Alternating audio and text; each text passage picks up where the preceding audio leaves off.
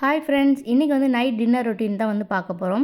அதுக்கு முன்னாடி கொஞ்சம் காய்கறிகள்லாம் வாங்கிட்டு வந்திருந்தேனா, ஸோ அது எல்லாத்தையுமே எடுத்து வச்சிடலான்னு சொல்லிட்டு அதுதான் வந்து ரெடி பண்ணிக்கிட்டு இருந்தேன். ப்ளஸ் வந்து நான் காஃபி பவுடர் வந்து பேக்கெட்டில் தான் வாங்குகிறேன். அதை கூட சில பேர் கேட்டிருந்தீங்க, ஏன் பேக்கெட்டில் வாங்குறீங்க, எதுலனா ஏதாவது பெனிஃபிட் இருந்தால் சொல்லுங்கன்னு சொல்லிட்டு. ஒன்றும் இல்லை, பாட்டிலில் வாங்கும்போது அது கொஞ்ச நாள்லேயே கட்டி ஆயிடுது, நிறைய வேஸ்டேஜ் ஆகிற மாதிரி ஒரு ஃபீல், என்ன தான் ஏர் டைட்டாக நம்ம க்ளோஸ் பண்ணி வச்சுருந்தாலும். பட் பேக்கெட்டில் வாங்கும்போது நமக்கு 2 பேருக்குன்னா ஒரு பேக்கெட் வந்து போதுமானதாக இருக்குது. ஸோ யூஸ் பண்ணிவிட்டு டிஸ்போஸ் பண்ணிடலாம்.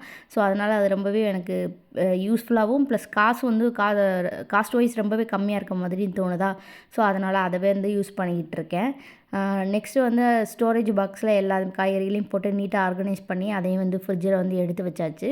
நைட் டின்னருக்கு வந்து நம்ம வந்து பாஸ்தா செய்யலாமேன்னு சொல்லிட்டு அதுதான் வந்து ரெடி பண்ண போகிறேன். கிட்டத்தட்ட 1 வருஷத்துக்கு மேலேயே ஆகிடுச்சு பாஸ்தா செஞ்சு சாப்பிட்டு.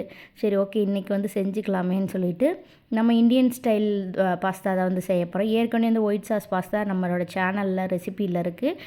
வேணா டிஸ்கிரிப்ஷன் பாக்ஸில் லிங்க் கொடுக்குறேன், செக் பண்ணி பாருங்கள்.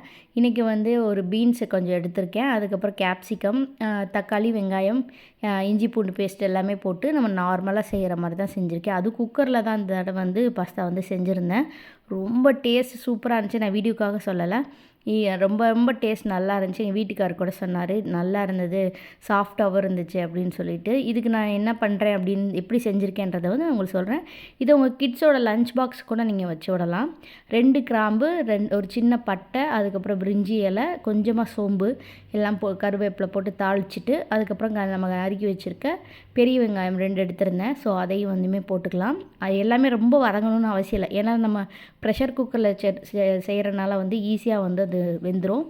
அதுக்கப்புறம் தக்காளியும் போட்டுட்டு பீன்ஸ் கட் பண்ணி வச்சுருக்கிறது, அதுக்கப்புறம் கேப்சிகம் எல்லாத்தையுமே போட்டு நல்லா வதக்கிடலாம். உப்பு போட்டுடலாம்.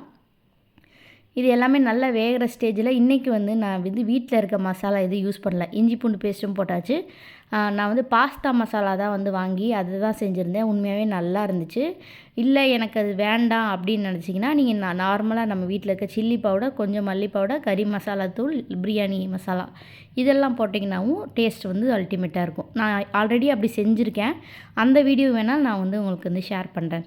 அதுக்கப்புறம் போட்டு ஒரு 3 to 4 விசில் வச்சுட்டு கொத்தமல்லி தழை தூவிட்டு இறக்குனதுக்கப்புறமா கொஞ்சமாக சீஸை வந்து கிரேட் பண்ணி போட்டிங்கன்னா செம்ம எம்மியான பாஸ்தா ரெடி. மறக்காமல் நீங்களும் வீட்டில் ட்ரை பண்ணி பாருங்கள். பை.